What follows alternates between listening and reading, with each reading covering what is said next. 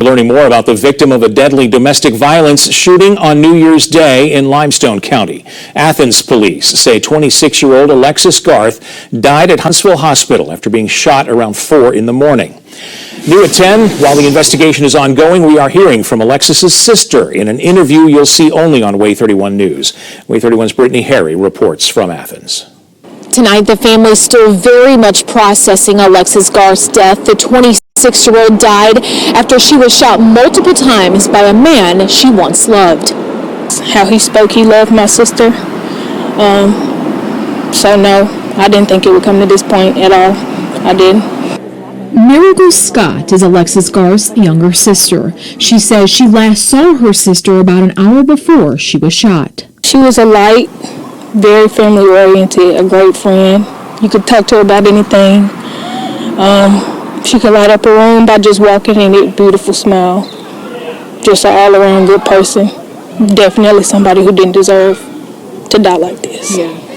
Scott says her sister was shot 5 times by Kyron Yarbrough at a home the two shared on Oakdale Ridge Lane. Athens police say Garth was found on the driveway before being rushed to Huntsville Hospital, where she later died. The shooting happened in front of her 3-year-old daughter. She understands.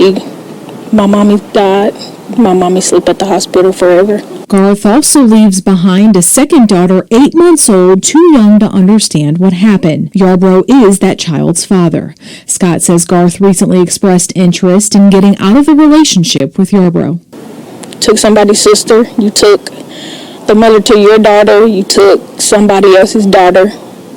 You could have just let her leave, other than taking her life. And Scott says she wants Yarbrough to have to remain behind bars for as long as possible. Reporting in Athens, Brittany Harry, Way 31 News. Yarbrough is set to go before a judge tomorrow morning for a preliminary hearing. Court records show he was out on bond for a theft of property charge out of Chilton County when that shooting happened. The first day of the year is a new beginning for many people. It's a fresh start, a time of celebration. Fireworks lit up the sky, glasses clinked, and promises of change filled the air. But on a quiet street in Athens, Alabama, the only sound that mattered wasn't laughter or midnight toasts. It was the crack of gunfire. 5 shots. A mother of 2 collapsed onto the pavement, her lifeblood seeping into the cold concrete. Her 8-month-old daughter clutched in her arms, a final, instinctive act of protection. A 3-year-old, too young to understand, hid beneath a car, watching the world she knew shatter before her eyes. Just feet away, police officers stood frozen, helpless to stop what had unfolded in front of them. The man holding the gun had been out of prison for only 10 days. 10 days! That was all it took. The woman lying in that driveway was Alexis Garth, 26 years old, a mother, a daughter, a fighter, and now a name in the headlines. She had seen this moment coming. She had tried to escape. She had made plans, whispered in careful tones, moved in cautious steps. But she ran out of time. The man who pulled the trigger had warned her. He had promised this ending, and the system, the very one meant to protect her, had let him walk free to carry it out. The questions that followed were the same ones asked too many times before. Why wasn't he stopped? How did no one see this coming? How many more will there be? But for 2 little girls, there were no questions, no explanations, no second chances, just silence. The kind that stretches long after the sirens fade. This isn't just another crime story. This is the price of a system that fails, a life stolen, a future erased, and a lesson learned far too late. This is the story of Alexis Garth and how the system failed her. For Alexis Garth, life had never been handed to her. She built it. Piece by piece, moment by moment, never waiting for the world to offer her anything she wasn't willing to fight for. Born on August 11, 1996 in Athens, Alabama, Alexis grew up with a fire inside her. She wasn't the type to settle or let circumstances define her. She had dreams, big ones, a future in healthcare, a home to call her own, a life where her daughters, 3-year-old Alani and 8-month-old Kamani, would know nothing but love, security, and the warmth of their mother's unwavering presence. She had done everything right. She had worked, she had studied, she had fought her way into independence. By 26, she wasn't just surviving, she was thriving. A new home, a bright future, a life that was supposed to be hers to live. But freedom is a fragile thing, and sometimes the most dangerous moment in a person's life isn't when they're trapped. It's when they try to break free. Because Alexis had been planning to leave. She had been careful, moving in silence, making plans that few knew about. She had confided in her sister, Miracle Scott, dropping hints about the future she was working toward. A future without Kirun Jameer Yarbrough, the man who, in just 10 days, would destroy everything. When Alexis first met Yarbrough, it wasn't the nightmare it would become. It never is. He wasn't just a man with a violent past. He was someone who could be charming when it suited him, someone who knew how to make a woman believe she was safe before he reminded her that she wasn't. At just 20 years old, Yarbrough had already left a trail of destruction behind him, a criminal history dating back to his teenage years, a pattern of escalating violence that the justice system had seen and ignored. In 2019, at only 16, he made his intentions clear to the world. After a petty dispute, he pulled out a gun and fired at 3 juveniles, hitting 2. It was an act that should have sealed his fate, a red flag so bright it couldn't be missed. But the system saw him as something else, a youthful offender. Instead of a real sentence, he got a slap on the wrist. Probation, a second chance, the kind of leniency that is never afforded to the people who end up on the other side of the gun. That was his first warning. But it wouldn't be the last. He violated probation again and again. The court finally sent him to prison, but even that wouldn't last.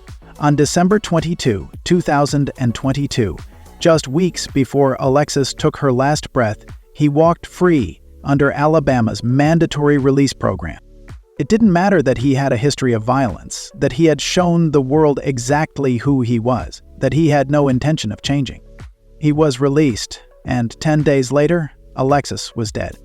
The thing about stories like this is that they don't happen in isolation. They don't come out of nowhere. There were signs. There were always signs. Alexis's social media had been a place of joy once. Updates about her kids, pictures of milestones, the kind of moments that made up the life she was building. But then, slowly, things started to change. Her presence dimmed. The bright, confident woman she had always been started to hesitate. Friends noticed first, calls became shorter, conversations felt guarded. She wasn't laughing as much, she wasn't showing up the way she used to. Her sister saw it too. Miracle Scott would later say that Alexis had become careful, always checking over her shoulder, always thinking before she spoke. And Yarbrough? He was always watching, always listening. Even when he was behind bars, he found ways to remind her that he was still in control. He had people checked on her, drive by the house, ask questions.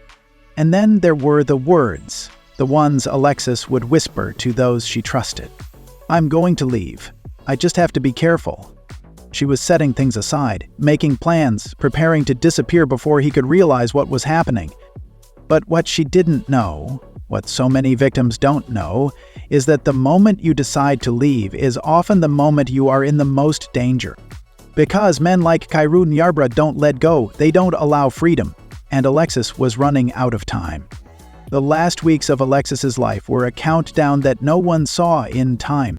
She had started to rebuild old connections, reaching out to friends she had been isolated from. She had spoken to family about staying somewhere else. Her mother noticed small things, clothes being moved, documents being tucked away like pieces of a plan she wasn't ready to say out loud.